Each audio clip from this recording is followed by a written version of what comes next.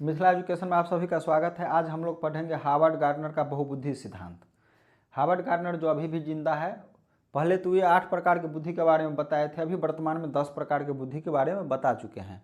इनका क्या कहना है, बुद्धि 10 प्रकार की योग्यता से बनी है। हर व्यक्ति में ये सारी योग्यताएं पाई जाती है, क्योंकि वातावरण किसी एक के लिए अनुकूल होता है, अतः एक ज़्यादा विकसित हो जाता है। जैसे किसी भी व्यक्ति में हर प्रकार का बुद्धि पाया जाता है, लेकिन उसे जिस प्रकार का वातावरण मिलेगा वो बुद्धि थोड़ा ज़्यादा निखर जाएगा, ज़्यादा विकसित हो जाएगा। लेकिन हर प्रकार का बुद्धि हर किसी में पाया जाता है, थोड़ा कम रहता है लेकिन पाया जाता है। जैसे मुकेश अंबानी क्या क्रिकेट नहीं खेल सकता है? बिल्कुल खेल सकता है, गीत भी गा सकता है। क्रिकेट खेलेगा थोड़ा कम खेलेगा, गाना थोड़ा अच्छा नहीं गा पाएगा, लेकिन गा तो सकता है ना। लेकिन उसे वातावरण बिजनेस का मिला, अतः बिजनेसमैन बन गया, क्योंकि बिजनेस वाला बुद्धि उसका ज़्यादा निखर गया, ज़्यादा विकसित हो गया। हर बुद्धि हर किसी में होता है, थोड़ा कम होता है, लेकिन एक बुद्धि कुछ ज़्यादा ही हो जाता है। प्रत्येक बुद्धि एक दूसरे से स्वतंत्र है, लेकिन समस्या समाधान खोजने के लिए भिन्न प्रकार की बुद्धि आपस में अंतः क्रिया करता है। प्रत्येक बुद्धि है तो एक दूसरे से स्वतंत्र, अलग अलग, लेकिन किसी समस्या का जो हम लोग हल खोजेंगे तो इसके लिए ज़रूरी तो नहीं कि एक ही बुद्धि से उसका समाधान हो जाए, एक से अधिक बुद्धि का ज़रूरत पड़ता है। इसलिए एक से अधिक बुद्धि आपस में अंतःक्रिया करता है। पहला बुद्धि है भाषाई बुद्धि या शाब्दिक बुद्धि। ये पाया जाता है कवि में, राजनेता में, धर्मगुरुओं में। कवि में, राजनेता में, धर्मगुरुओं में, इन लोगों में भाषा बोलने का इतना ज़्यादा कैपेसिटी होगा, इतना एक्सपर्ट होगा बोलने में, इस तरह का शब्द का चयन करेगा कि भाषा के बल पर हमें इमोशनल कर देते हैं या बेवकूफ़ बना देते हैं। संगीतीय बुद्धि, गायक में, संगीतकार में, गीतकार में। स्थानिक बुद्धि, वे लोग जिनके लिए स्थान एवं क्रम मायने रखता है। जैसे मूर्तिकार, कार्टूनिस्ट। मूर्तिकार जो मूर्ति बनाएगा तो उसके लिए स्थान मायने रखता है। हाथ के जगह पर पैर, पैर के जगह स्थान पर हाथ नहीं बना सकता है, एकदम क्रम में बनेगा। पहले पैर बनेगा, फिर कमर बनेगा, पेट बनेगा, लास्ट में सर बनेगा, तो उसके लिए क्रम मायने रखता है। जैसे कारपेंटर हो गया, इंजीनियर घर का नक्शा बनाता है तो उसके लिए भी क्रम स्थान मायने रखता है। इन लोगों में पाया जाता है स्थानिक बुद्धि। गतिक बुद्धि, जो चीज़ गति में हो, जैसे चल रहे चीज़ों में निर्णय लेने की क्षमता। चालक, पायलट कितना स्पीड में गाड़ी चलते रहता है और चलने के दौरान ही स्पीड में ही निर्णय ले लेता है, इधर मोड़ना है, ब्रेक लगाना है। खिलाड़ी दौड़ते रहता है, दौड़ते रहता है, अचानक रुक जाता है, इधर उधर हो जाता है। नृत्य करने वाला, तो इन लोगों में पाया जाता है गतिक बुद्धि, क्योंकि ये लोग गति में रहते हैं और गति में रहते हुए ही निर्णय लेने की क्षमता होती है। पांचवा है प्रकृतिवादी बुद्धि। पर्यावरण के प्राकृतिक पक्ष के प्रति संवेदनशील, प्राकृतिक प्रेमी लोग, जैसे माली, किसान, वनस्पति शास्त्री, पक्षी विज्ञानी, शिकारी, पर्यटक, इन लोगों में पाया जाता है प्रकृतिवादी बुद्धि। 6 नंबर पर है तार्किक बुद्धि। वैज्ञानिक चिंतन तथा समस्या समाधान के कौशल, अमूर्त तर्कना, आलोचनात्मक चिंतन, ये सब जिनमें पाया जाता है उसमें होता है तार्किक बुद्धि। जैसे नोबेल विजेता वैज्ञानिक, गणितज्ञ, अपने तर्कों से किसी को पटखनी दे देना, जैसे वकील अपने तर्कों से किसी को पटखनी दे देता है, उसमें पाया जाता है तार्किक बुद्धि। अमूर्त तर्कना का मतलब होता है, अमूर्त का मतलब जो सामने नहीं है, जो दिखाई नहीं दे रहा है, स्थूल नहीं है, उसके बारे में तर्क करना। आलोचनात्मक चिंतन मतलब किसी चीज़ का विश्लेषण करना, उसको देखना क्या है, कैसा है। जैसे एक बच्चा फुटबॉल खरीदने गया, दुकानदार बोला 50 रुपया लाओ, 50 रुपया दिया, फुटबॉल लेके आ गया। दूसरा बच्चा गया, उसे भी दुकानदार बोला 50 रुपया लाओ, लेकिन वह पहले बच्चा फुटबॉल दुकानदार से लिया, उसे छू के दबा के उसको अच्छा से देखा कैसा है, नहीं है, मजबूत है या नहीं, उसको लगा सब कुछ सही है, उसके बाद फुटबॉल खरीदा। तो पहला बच्चा सीधे ले लिया, मतलब उसमें आलोचनात्मक चिंतन का अभाव है। दूसरा बच्चा में आलोचनात्मक चिंतन है, उस चीज़ को एनालिसिस किया, अच्छा से देखा, उसके बाद खरीदा। तो किसी चीज़ के बारे में तर्क वितर्क करना, उसको देखना क्या है, कैसे है, विश्लेषण करना, यही होता है आलोचनात्मक चिंतन। तो इस तरह का चिंतन जिसमें पाया जाता है वो लोग आते हैं तार्किक बुद्धि में। गणितज्ञ, वकील, नोबेल विजेता, वैज्ञानिक। 7वां है अंतर्वैयक्तिक बुद्धि और 8वां है अंतरावैयक्तिक बुद्धि। इसको अंतर्वैयक्तिक बुद्धि, इसको बोलते हैं अंतरावैयक्तिक बुद्धि, या इसे अंतःवैयक्तिक भी बोलते हैं। हिंदी में दोनों का नाम एक जैसा रहता है, जिससे बहुत सारा कन्फ्यूजन होता है। तो इसका नाम इंग्लिश में याद करके रखें, जिससे कि किसी प्रकार का दिक्कत नहीं होगा। एग्ज़ाम यदि हिंदी मीडियम से भी आप दे रहे हैं तो उसको ऑनलाइन एग्ज़ाम में इसको इंग्लिश कर सकते हैं। वैसे कभी कभी ऑप्शन भी इंग्लिश में दिया रहता है, इंग्लिश में नहीं भी रहेगा तो उससे आप लैंग्वेज चेंज कर सकते हैं। इंग्लिश में इसका एक ही नाम है और समझ में आता है, इसमें हिंदी में लेकिन कन्फ्यूजन हो जाते रहता है दोनों के नाम में, तो इसको इंग्लिश में ही याद रखें। यह है इंटरपर्सनल, इंटर, यहाँ पर है इंट्रा, ये इंटर है और यहाँ है इंट्रा पर्सनल, इंटर और इंट्रा। तो पहले इसको देखते हैं, इसमें कैसा होता है।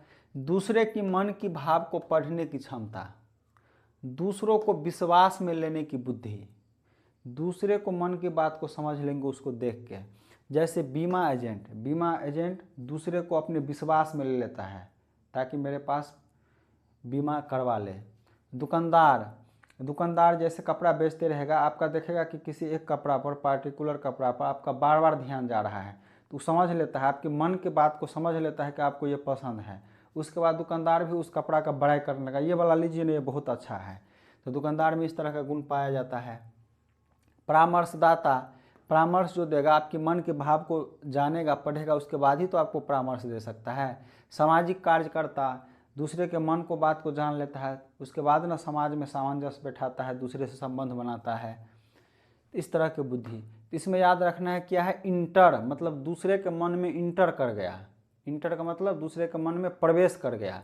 दूसरे के मन की भाव को पढ़ना मतलब क्या, उसके मन में प्रवेश कर गया, उसके मन में इंटर कर गया।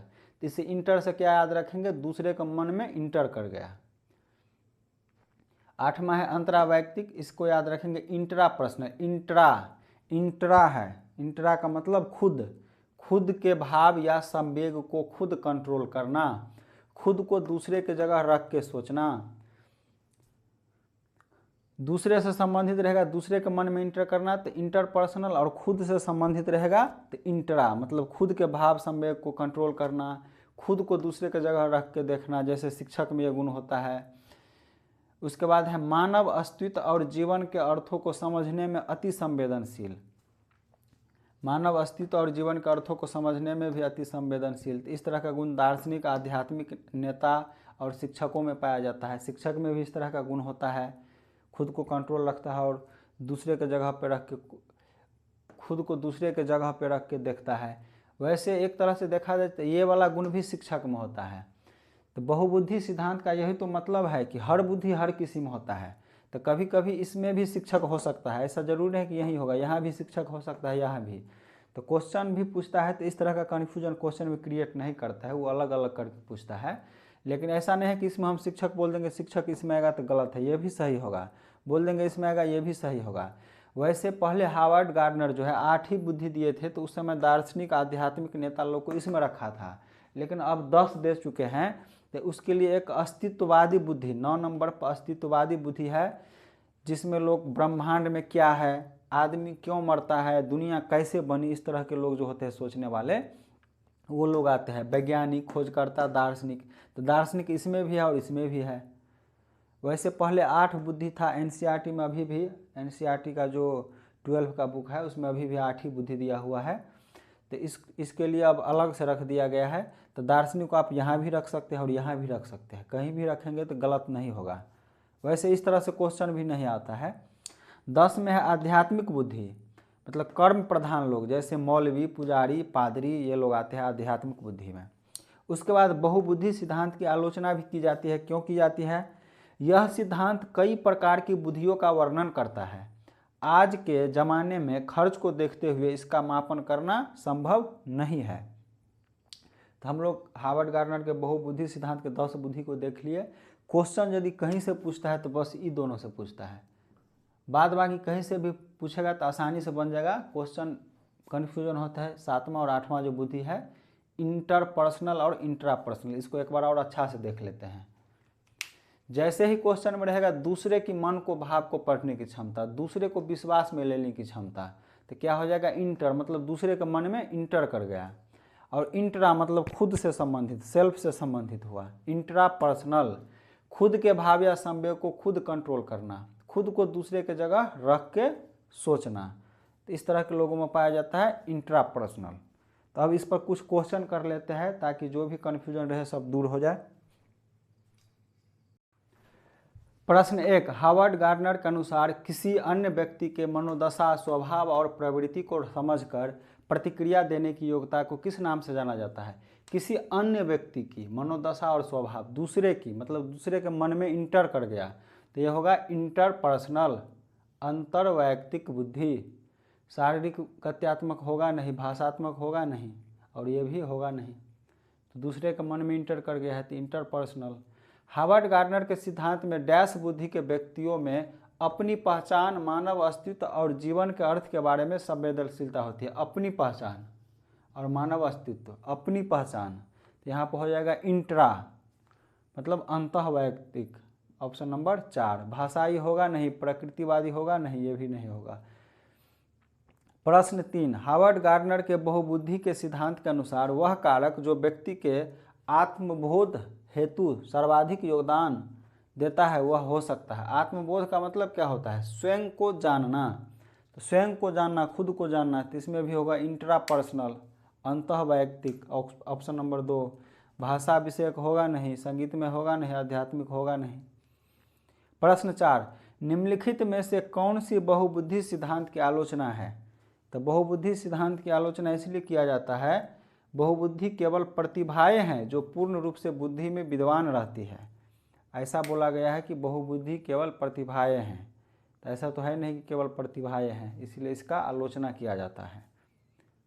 और एक आलोचना इसलिए किया जाता है कि अभी के समय में खर्चीला होता है, इसलिए इतने सारी बुद्धि का परीक्षण या जांच नहीं किया जा सकता। दूसरा है, बहुबुद्धि शिक्षार्थियों को अपने रुझान खोजने में मदद उपलब्ध कराती है, ये नहीं होगा, ये तो सही है। यह व्यवहारिक बुद्धि पर आवश्यकता से अधिक बल देती है, यह अनुभविक साक्ष्यों, इस तरह से इसका जो आलोचना है इसी वजह से किया जाता है। बहुबुद्धि केवल प्रतिभाएं हैं जो पूर्ण रूप से बुद्धि में विद्वान है, इसीलिए।